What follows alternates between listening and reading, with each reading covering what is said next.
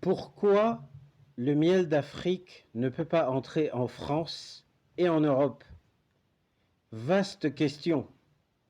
Pourquoi un miel venant d'Afrique, de quelque endroit que ce soit, de quelque pays que ce soit, même si c'est le miel le plus pur du monde, ne peut pas entrer ici en France et dans l'espace européen?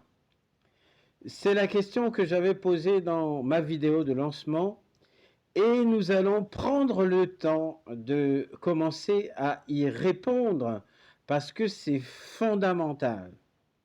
Le but de cette démarche, c'est qu'à la fin de cette série de vidéos, à la fin de toutes ces informations partagées, que l'on puisse gaillardement se rendre dans l'épicerie du coin et pouvoir acheter notre pot de miel d'Afrique. Alors, la question, c'est pourquoi? Est-ce que c'est si compliqué de faire entrer les miels en France? Est-ce que c'est si compliqué de faire entrer un miel d'Afrique ici? Est-ce que c'est réservé à l'Afrique d'ailleurs, cette difficulté? Eh bien, à la première question, est-ce que c'est si compliqué? La réponse est oui. C'est hyper compliqué. C'est très compliqué. C'est ginger, c'est caillou, c'est dur. Mais c'est aussi compliqué de faire une demande de carte de séjour.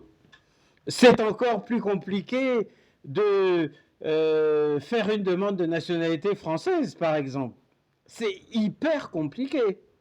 Et pourtant, chaque jour, chaque année, il y a des demandes qui sont faites.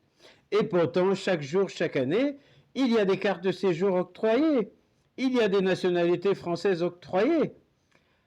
Ça veut dire que c'est compliqué, mais c'est possible. Et c'est ce que j'ai envie, à travers ces vidéos, de démontrer pour que l'on arrête d'être confiné à un miel importé dans des valises. Je ne blâme pas ceux qui le font. J'en ai eu moi-même la tentation très sérieuse.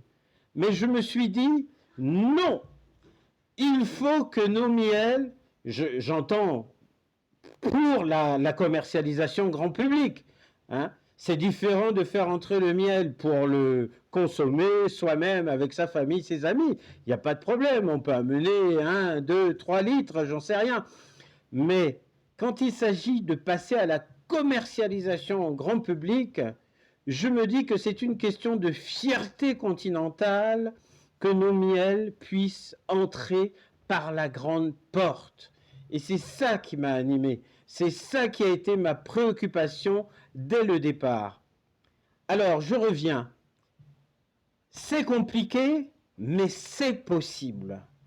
Pourquoi c'est compliqué? Parce que l'Union européenne, pour différentes raisons et surtout à cause de la contrefaçon, a mis une ceinture de sécurité autour de son territoire pour limiter l'entrée de miel frelaté.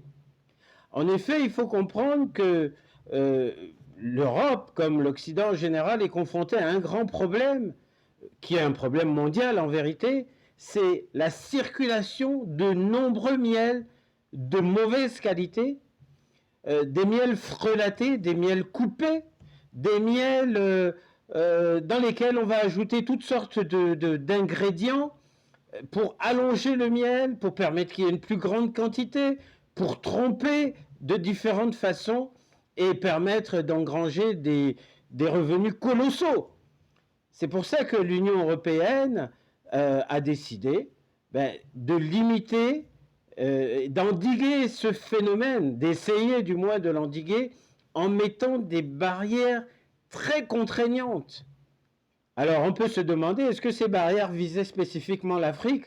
Non. C'est ce que je pensais au début quand j'ai commencé à m'intéresser à ces questions. Je pensais que c'était peut-être un traitement réservé à l'Afrique, au miel d'Afrique, mais en analysant les choses, je me suis rendu compte que non. Ça concerne tous les pays hors Union européenne qui ne sont pas inscrits sur la liste des élus. Vous voulez connaître quels sont les pays inscrits sur la liste des élus de l'Union européenne? Regardez la prochaine vidéo, abonnez-vous, activez les notifications et partagez.